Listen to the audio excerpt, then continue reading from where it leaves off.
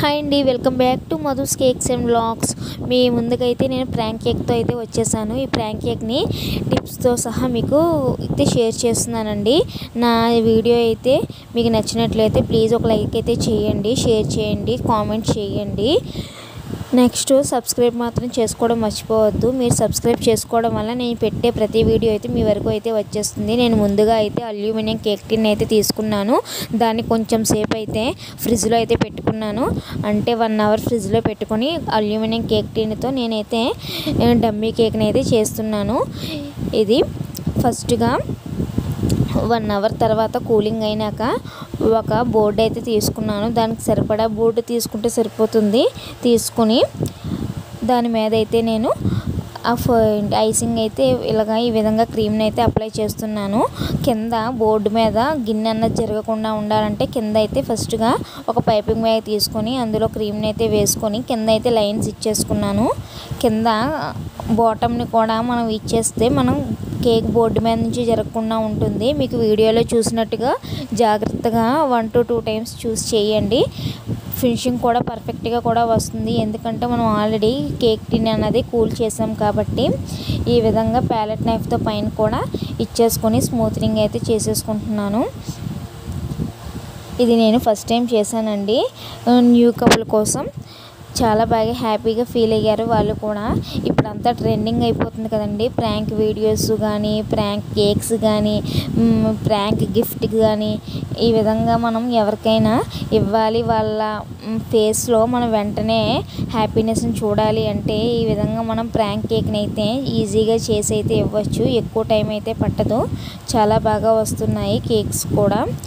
ఇది చాలా మంచి ట్రెండీ అయితే అవుతుంది. ఇవి యానివర్సరీస్ కానీ, హ్యాపీ బర్త్డేస్ కానీ, ఏవైనా ఫంక్షన్స్ కానీ మనం అయితే ఇవ్వచ్చు.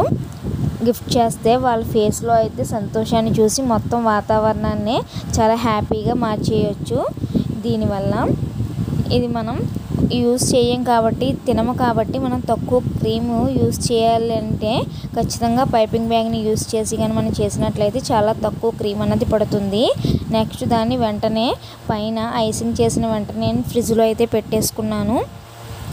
ఫ్రిడ్జ్లో పెట్టేసుకున్నాక కొంచెం పైపింగ్ బ్యాగ్లోకి న్యూట్రల్ జెల్లో 2 drops food red gel colour అయితే తీసుకున్నాను. తీసుకొని ఈ విధంగా అయితే మళ్ళీ పైన స్పైరల్ లైన్స్ లాగా ఇచ్చేసుకుంటున్నాను. ఈ డిజైన్ చాలా బాగుంటుందండి. మనకు తక్కువ క్రీమ్ కూడా పడుతుంది. ఇది ఈజీగా కూడా ఉంటుంది బిగినర్స్ కూడా.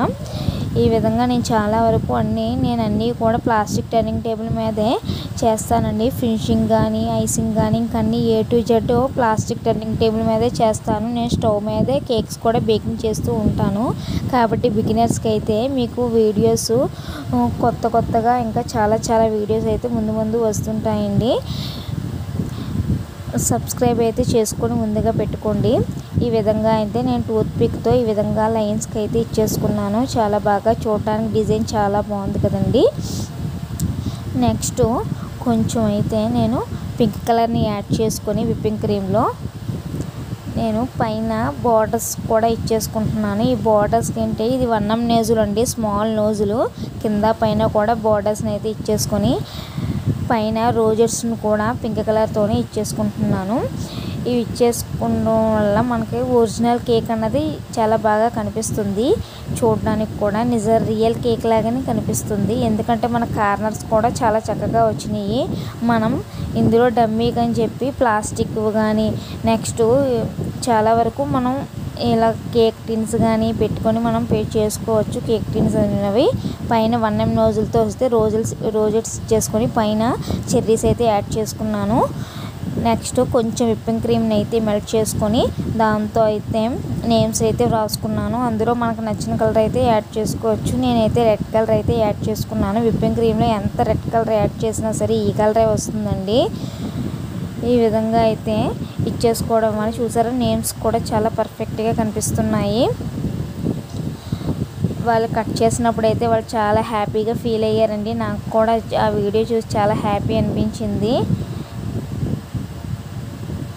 నేను ఈ విధంగా అయితే ఫైనల్గా ఫినిషింగ్ అయితే చేసేసుకొని ఫ్రిడ్జ్లో అయితే పెట్టేసుకున్నాను.